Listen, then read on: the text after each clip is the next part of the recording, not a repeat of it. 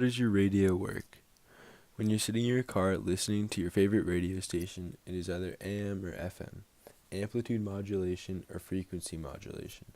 The programs you listen to are transmitted through the air via electromagnetic waves in varying frequencies or amplitudes. There are differences to AM and FM radio. A big difference is the sound quality. AM radio does not sound good and is suited for talk shows. AM has a 1200 kilohertz range of amplitudes, and every country has their own ranges. So how do these electromagnetic waves work? The EMR, electromagnetic radiation, comes from an alternating current. Since we live in America, the AC is at 120 volts and 60 hertz, which means the current changes direction 60 times per second in the wire. This is a relatively low frequency, and the higher it is, the more EMR will escape the wire into the air around us. Electricity in the air by itself is just random noise. What makes it special and sound like music or voices is modulation. So to start, I'm going to explain a few things needed for a radio transmitter to work. First, you need modulation. Without modulation, you would not have radio. Modulation is simply a change. A good way to understand modulation is to think about a blank piece of paper. As a blank piece of paper, it isn't special, but once you write on the paper, it is not special and different from other blank papers. AM and FM waves modulate the amplitude and the frequency, respectively, to broadcast different information to your radio. Then we have the transmitter.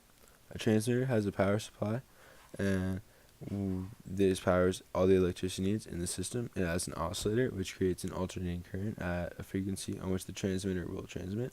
This could be 1000 kilohertz or any frequency that an AM station might use.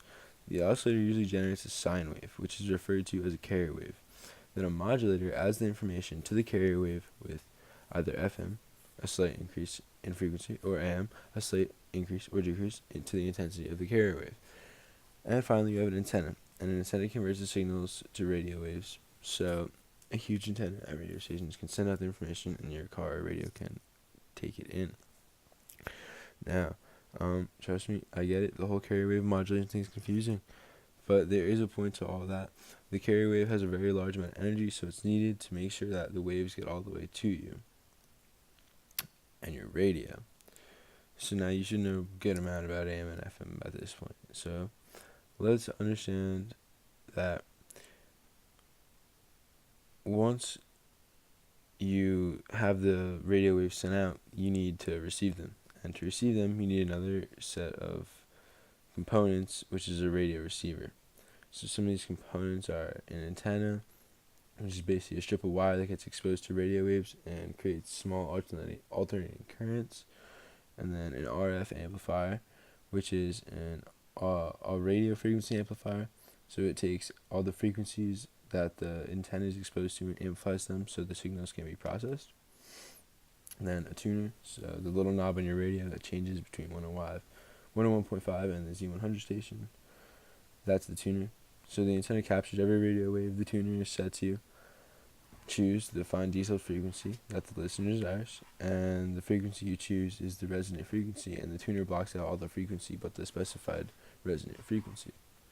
Then you have a detector, and that separates the carrier signal from the input signal using a diode, so we can listen to just the music.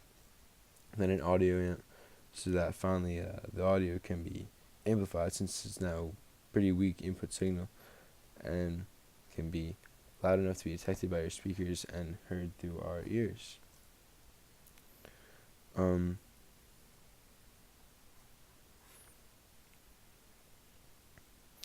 Yeah, so that's pretty much how radios work.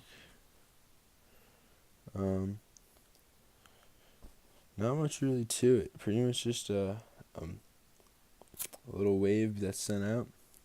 Then we modulate that wave, and then it's eaten up. So that's it.